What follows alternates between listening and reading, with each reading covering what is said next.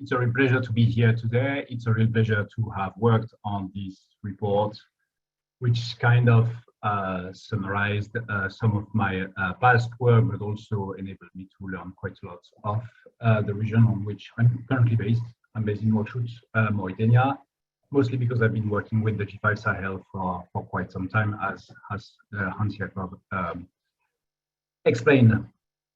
I'm going to drive the audience through the main findings, the main salient features of the report. I mean, obviously, I strongly encourage you to read the report itself, but I hope that we get some time to exchange about the findings of the report towards the end of the presentation, or maybe later via email or any other means.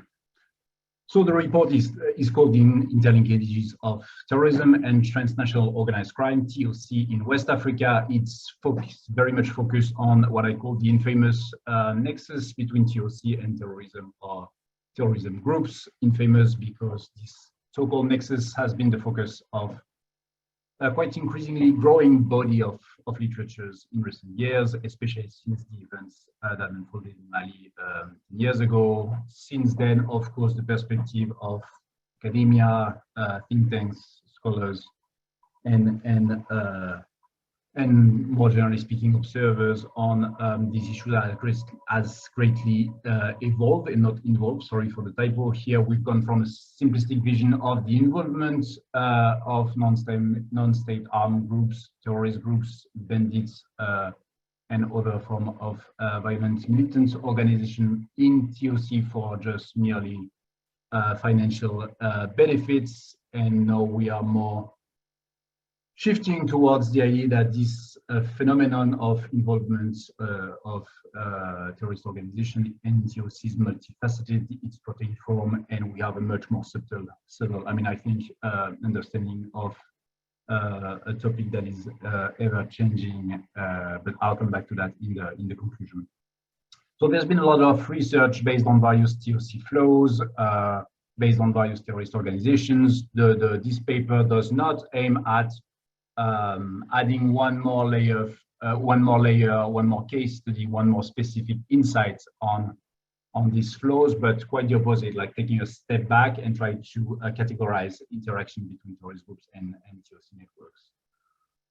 A few words on the scope and the methodology of the paper before we dive into the details. This research, is focused on a very broadly defined West Africa. That because of the very focus of the research, we can't talk about transnational organized crime if we have a too narrowly defined definition of what West Africa is. For instance, Algeria is a key element here. The research is based on documentary review. It's based on previous work that I conducted in the region for various institutions, of course, and unstructured qualitative interviews with regional and international experts, some of them being based in Europe, in the US, or in the region. The focus was on main terrorist groups active in the region, mostly SGS, NIM, its affiliates such as Katiba, Massina, etc., ISWAP, and to a much, to a lesser degree, Hezbollah, although it still plays a role in the region. The entry point was not so much terrorist organizations one by one, because they tend to have splintered into various groups over the years, but was much more focused on TOC-related flows, weapons, drugs, trafficking in persons, OTIP, counterfeited goods, and wildlife. And the point was to associate these TOC-related flows with terrorist organizations and patterns of involvement with this network. From then, it was possible to have more informed discussion with experts to start on building on previous knowledge to categorize interactions between TOC networks and terrorist organizations. In terms of findings, the briefing underlines basically three main drivers between the involvement of terrorist groups in transnational organized crime. The first one is financing. Terrorist groups are getting involved in transnational organized crime in order to ensure the financial sustainability of their activities. Basically, they are involved in TOC in order to get money, to get cash, to be able to finance their activities. However, once that's been said, there is obviously the devil is in the detail, and the involvement and interaction patterns between TOC and terrorist organization differ quite a lot from one organization to another.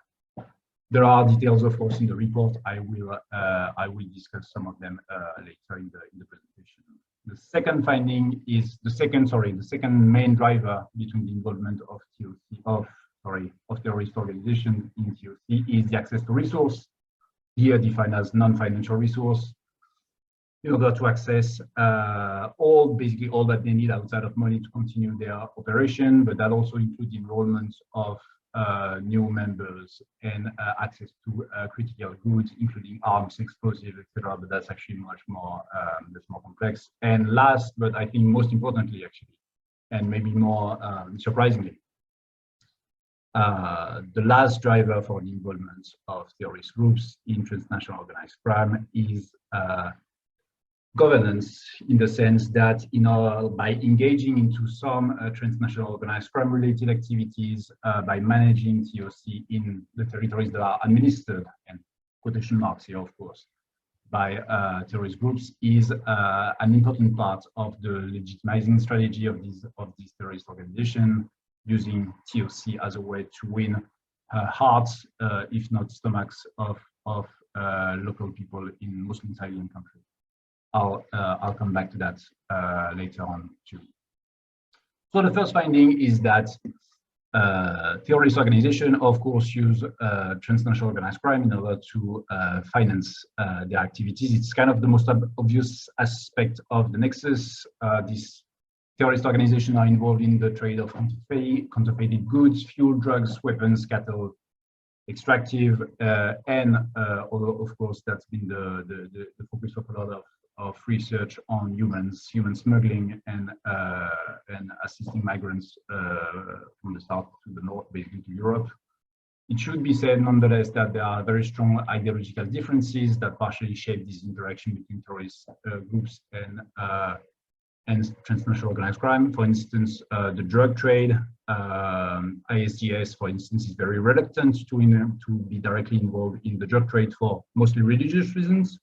They are still able to provide safe passage as long as they are not getting directly involved, as opposed to the JNIM, who tends to have much less ideological reluctance to become directly involved in the drug trade, as long as the drugs and the final product is not sold to locals, and definitely not to Muslims. The role of these terrorist groups in these networks depend on the nature of the commodity. Like some goods have a very limited local market, like for instance drugs. They do not tend, they are mostly transiting from the Gulf states to the north towards Europe, so they're not so much consumed within the West Africa, as opposed to other goods that are sourced and consumed in West Africa. Typically cars, motorcycles, fuel, and cattle that are smuggled out of Nigeria through Togo, Benin, and Mali, Niger, Burkina Faso. Despite some very localized exceptions, most of the time terrorist groups have not the control of the entire value chain. Most of the time they are just guaranteeing safe passage. They are involved in some mafia-like tactics like pizzo, taxing some of the benefits, locally known as zakat, basically levying taxes on the goods that flow by the region. So zakat is actually a tax that is grounded in religious that has a religious root. So it's actually not always considered as exploitative by the locals. It tends to be somewhere around 2.5% to 10%, but it's in many cases, for instance, in Mali, it's much less than the bribes that locals had to pay to security forces. So the perspective of the locals on the zakat is actually not always, at least, not always negative. Groups also, terrorist groups also provide a lot of security services, especially on mining sites or across international borders, for instance, facilitating the transit of humans from Mali to the Algerian border, for instance. Besides these ideological differences, there is pragmatism and opportunism play a large role in shaping these interaction. Typically, the trafficking in extractive resources really depends on the local conditions. Diamonds, typically in West Africa, are mined outside of the area of influence or area of administration of these terrorist organizations in countries like Guinea, Sierra Leone, or Liberia. But some terrorist organizations, and here typically Hezbollah, might be involved in the laundering either of the financial benefits that derive from the sale of diamonds, or of the diamonds themselves, in order to integrate them in the kidnapping process and making them obfuscating their real origin. It's very different if you take a look at gold mines, because many gold mines are actually located in Mali, in Burkina Faso, or in Niger, where there is very strong territorial presence of terrorist groups. And here we don't see a broad pattern. We see very differentiated strategies based on the local context. Like some groups do assume like the security of the mining site are involved in the mining, but in other regions, typically in Mali, what terrorist groups do is that they give precedence to locals in order to let them getting involved in what we call artisanal and small-scale mining, in order to, as I mentioned, win the hearts or stomachs of the population, and in sharp contrast to the practices of some armed forces, typically, especially in Mali. I'll come back to that on when I'll be discussing the impact of TOC and terrorist groups on governance. That was the first finding. The second main finding, I'm stuck somehow. I'm not stuck anymore. The second main finding is the ability to access specific resources through the involvement of terrorist groups in TOC network. And what I mean by accessing resources here is that the term resources only partially overlap with the financial benefits of TOC. As you know, terrorist groups obviously do not only need like money, but they need to access very critical goods, which are cars, motorcycles, fuel, food, sometimes counterfeited goods, but especially weapons. I'm actually mostly working as a weapons analyst in West Africa, and it's something that is very clear. Arms trade is definitely not considered as a profit-making venture for terrorist groups, or at least marginally. If there is redundancy in the stock price that they're using, arms trade is mostly used as use value. Weapons can sometimes be used as means of exchange, but most often it's part of security packages. Like when they are involved in this governance type of operation at the local level, what they tend to do is to provide weapons to local militias or local bandit groups in order to, well, basically establish good connection with them. If you go a little bit into the details, I mean, the procurement of weapons by terrorist groups is a logistical nightmare, because they are basically able to, I mean, they are basically looking to get their hands on any type of weapons possible, which means various calibers, various storage issues and logistics. So basically, it's very hard in the perspective to make a lot of money from that when you are not really able to master the supply chain and to be able to purchase and to procure whatever you want in terms of weapons. Another interesting also example of accessing resources through the involvement with TOC network are mining sites, and that's actually something I learned from from this research. Much less agriculture, which tends not to use the same type of fertilizers that can be used as chemical precursors to manufacture weapons, typically explosives.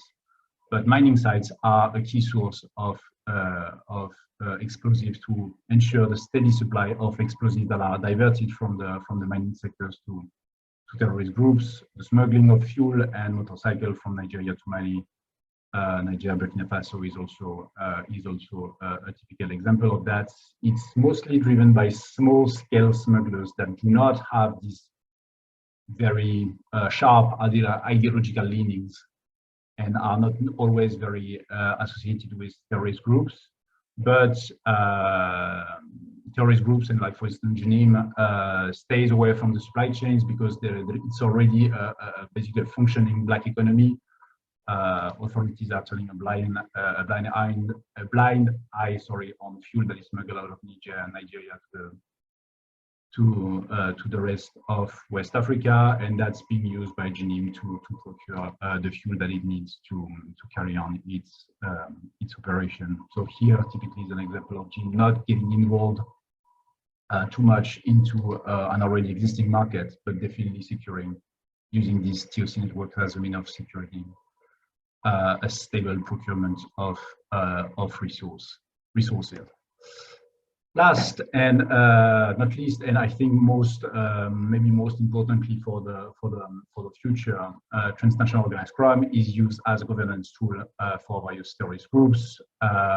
It's used in order to administer and govern territories in various ways. Here, I don't have an overarching blueprint type of strategy here, because it's really based on ideological leanings, but much more importantly, based on local conditions. Like for instance, Katiba Masina, which is affiliated, it's a splinter group, it's a subgroup of Jenim in Mali, has been involved in procuring justice for cases of cattle rustling, very involved in designing very strict rules in order to access the pasture and the management of natural resources. And it's also something that we tend to see in national parks that are just at the border, most of them like the W complex.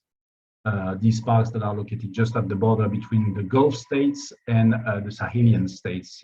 We have these national parks that are used as land bridge, and that tend to see increasing involvement by terrorist organizations based on access to pasture, based on a strict management of local resources for herders and farmers. Mining sites, typically, as I mentioned previously, are used as governance levers by terrorist groups. They are allowing, as discussed already, artisanal and small-scale mining, which is against some tax, against some zakat, which is used to, well, basically assist locals in making a living, which sharply contrasts with the previous cases of security forces basically shunning people away from these mining sites. So in the end, like the overarching findings from the report is that we are looking at tailored cooperation pattern rather than a blueprint of how to interact with transnational organized crime when you are a terrorist organization. It's mostly based on present local conditions, the short-term futures.